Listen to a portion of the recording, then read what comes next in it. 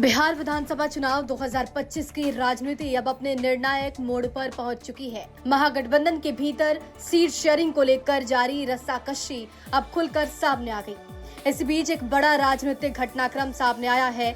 विकासशील इंसान पार्टी यानी वीआईपी के प्रमुख मुकेश सहनी को अचानक दिल्ली बुलाया गया, जहां कांग्रेस नेता राहुल गांधी और तेजस्वी यादव के बीच सीट बंटवारे पर चल रही अहम बैठक में उनके शामिल होने की संभावना है।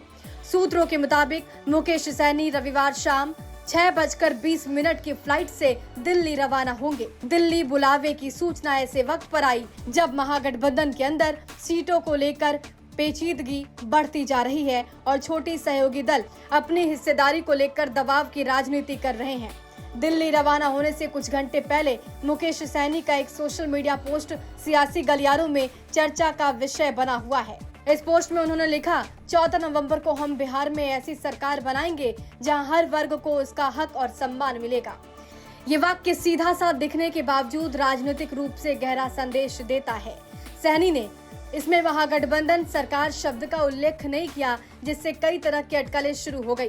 क्या सहनी महागठबंधन से नाराज हैं? क्या ये पोस्ट दबाव बनाने की रणनीति का हिस्सा है या फिर वो किसी नए सियासी समीकरण की भूमिका तैयार कर रहे हैं? वीआईपी प्रमुख मुकेश सहनी ने इस बार 40 से अधिक सीटों और डिप्टी सीएम पद की मांग रखी है। सूत्र बताते हैं कि उनकी ये डिमांड महागठबंधन के लिए सिरदर्द बन चुकी है। जहां आरजेडी और कांग्रेस पहले से ही अपने अपने कोटे को लेकर जद्दोजहद में है, वहीं वीआईपी की इस मांग ने फॉर्मूले को और भी उलझा दिया है। महागठबंधन में इस बार पिछले चुनाव से ज्यादा दल हैं। RJD, Congress, CPIML, CPIM, VIP और कुछ छोटे सहयोगी। हर पार्टी चाहती है कि उसे ज्यादा सीटें मिले, लेकिन कुल 243 सीटों में बंटवारा करना आसान नहीं। राहुल गांधी और तेजस्वी यादव के बीच हो रही इस बैठक में अब मुकेश सहनी का शामिल होना संकेत देता है कि महागठबंधन अंतिम फॉर्मूले पर पहुंचने की कोशिश में है। कांग्रेस चाहती है कि कम से कम 70 सीटें उसे मिले, जबकि आरजेडी का मानना है कि बतौर सबसे बड़ी पार्टी उसे 120 से ज्यादा सीटों पर चुनाव लड़ना चाहिए।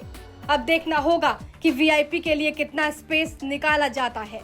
2020 में वीआईपी ने एनडीए के साथ रहते हुए 11 सीटों पर चुनाव लड़ा था, जिसमें 4 पर जीत मिली थी।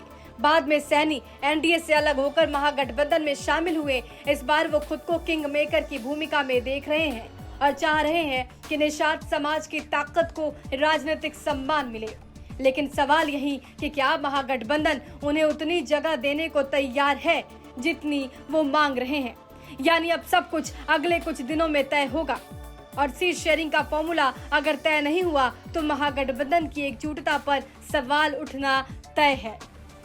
ब्यूरो रिपोर्ट, बिहार तक।